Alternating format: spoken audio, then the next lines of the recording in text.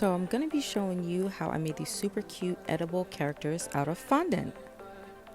Okay guys, so the first thing we need to do is open a fresh pack of white fondant. I'm going to be making characters that are like a peachish / beige color. So I'm going to go ahead and mix yellow and brown to get that color. Now that I have that color, I'm going to add cornstarch. So cornstarch is going to thicken the fondant for me.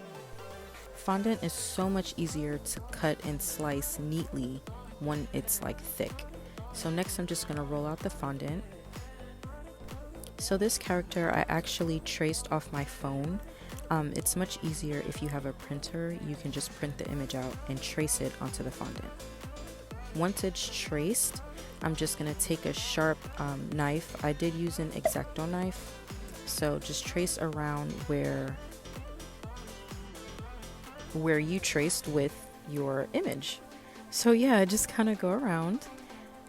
The X-Acto knife will give you sharp edges until you completely cut out the image. So you're just going to do that outline. If there's any extra parts of the image, like you can see she has an ear, ignore that part. Just go around the outskirts. And then soon you should be able to take out the character. Now for my next step, she has like orange hair. So what I'm going to do is take the hair part of the image and I'm going to trace just around the outskirts of her hair onto the orange fondant. And this is how it looked once I cut it out the same way with my X-Acto knife.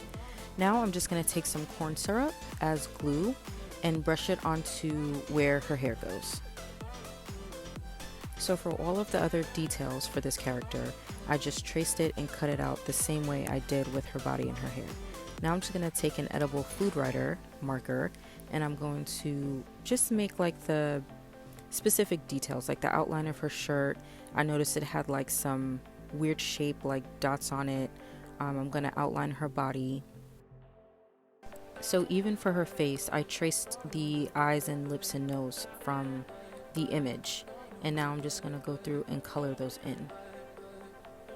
Now I am using the markers again because it's such a small space. There's really no need to like put a piece of fondant there. So the markers make it really easy to just, fill it in. Now I'm going to go ahead and make her eyes. For this I am going to use fondant because her skin is like peach and I need the eyes to be white. Now that I have her eyes glued on with the corn syrup, I'm going to make the details of the eyeball with my black marker. So I just made it the same way that it was on the image. Isn't she cute? This is the finished product.